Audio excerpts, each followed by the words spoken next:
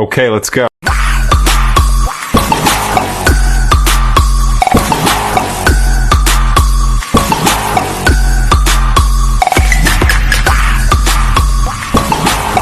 Assalamualaikum warahmatullahi wabarakatuh. Perkenalkan, nama saya Revan Deswiarduda dan rekan saya Reviandi Aldriana Dita. Kita di sini kelompok 13. Di sini kita membuat proyek yaitu human following berbasis ESP32. Boleh lihat guys alatnya seperti ini.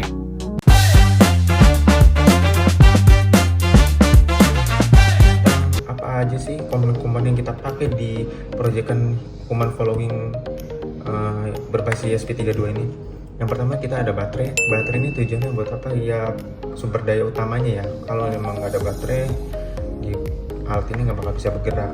Karena singkatnya tanpa baterai ya robot ini nggak bisa nyala dan bergerak gitu.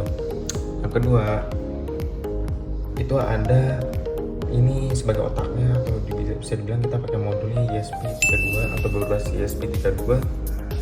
Modul ini sebagai microcontrollernya, dan di sini juga sudah tertera pin-pin yang untuk di pin-pin yang udah ada di bagian sebelah sini dan bagian sebelah sini untuk menyatukan kabel-kabel yang untuk di program. Yang ketiga, di sini ada namanya motor DC atau motor driver. Gunanya untuk apa sih motor DC atau motor driver tuh?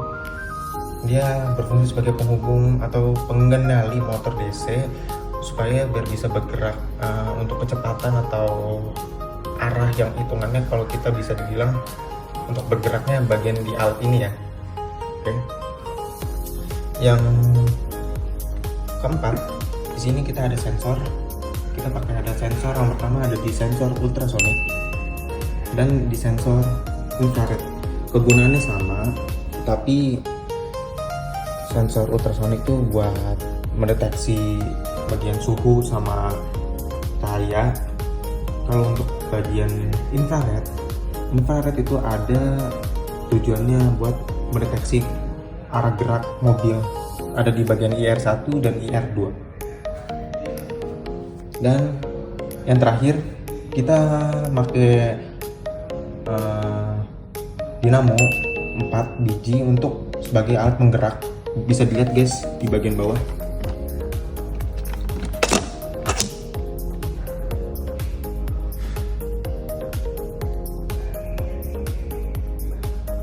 Itu pakai 4 PD atau bilang 4 penggerak ya.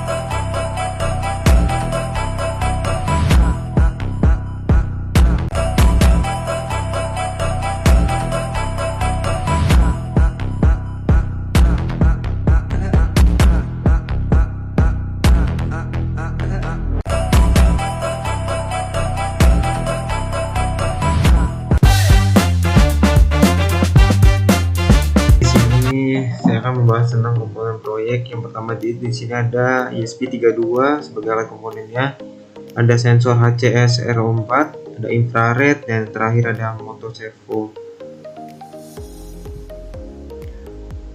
Oke, tujuan proyeknya di sini yang pertama kita akan merancang dan mengimplementasi sistem kendali robot yang mampu mendeteksi keberadaan objek secara real time, menguji tingkat responsivitas dan akurasi robot dalam mengikuti target pada berbagai kondisi pergerakan, dan yang terakhir mengetahui efektivitas penggunaan ESP32 sebagai otak utama dalam sistem navigasi robot sederhana. Oke, yang tahap selanjutnya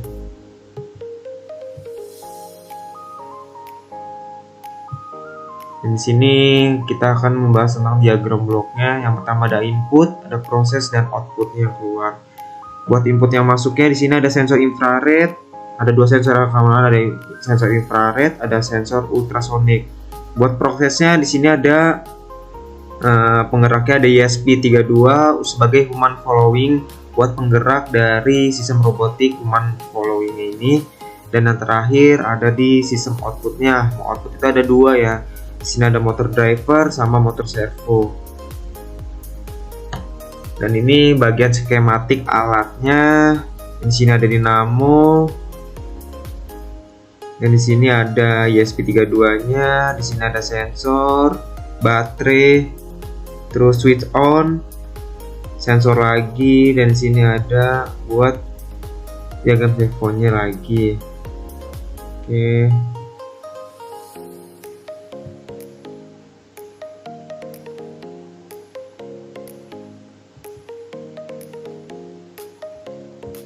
Di sini juga ada flowchartnya. Sebentar ya.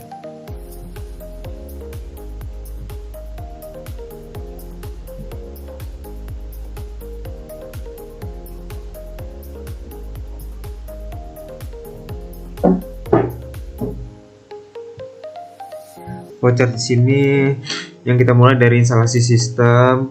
Dan sini ada tombol buttonnya yang tadi saya jelaskan. Dan di sini ada buat pembacaan sensornya buat ke R1 sama R2-nya. Jika kita mengarahkan ke sensor R1, maka pergerakan itu akan melewati ke arah kanan, dan sebaliknya jika kita menghalangi sensor dari R2, itu akan berbelok ke sebelah kiri dari sistem following humannya. Dan di sini juga ada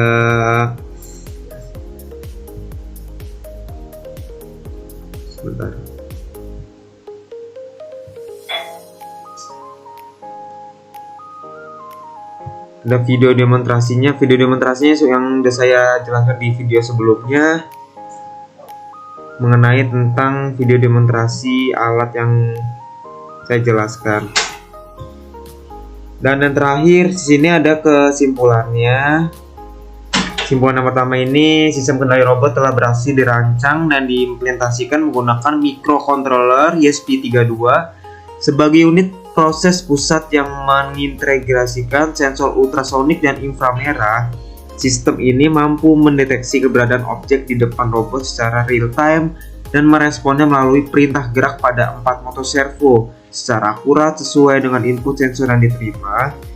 Dan yang kedua, di sini ada berdasarkan hasil pengujian robot menunjukkan tingkat responsivitas yang tinggi dalam mengikuti target, baik dalam penggerakan lurus maupun manuver berbelok yang saya jelaskan tadi. Di situ ada sensor yang R1 dan R2 ya.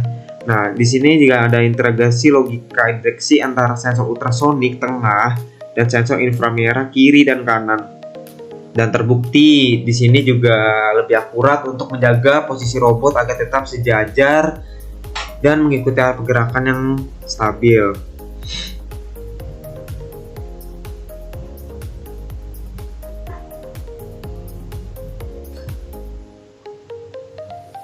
Oke kawan-kawan, paling sisanya itu aja sih. Untuk pembagian selanjutnya saya akan menjelaskan beberapa lagi fungsi yang ada di human following ESP32 ini.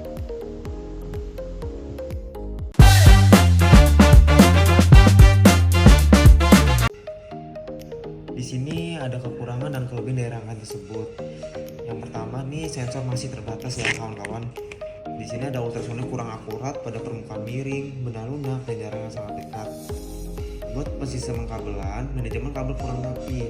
Buat alangkah kedepannya, kita akan penyesuaian soal kabel dan buat menutupi cover dari benda rangkaian tersebut. Kabel ini juga terlalu panjang dan saling silang. Bisa indikasinya itu kabel lepas, short circuit, dan gangguan sinyal sensor. Dan di sini juga ada kelebihannya kawan-kawannya. Yang pertama itu ada fungsional dan edukatif. Sensor ultrasonik dan plus servo menggunakan baterai 18650, modular dan fleksibel, dan di sini ada chassis 4 roda. Dan penggunaannya itu lebih stabil dibanding 2 roda ya kawan-kawan, cocok untuk permukaan yang tidak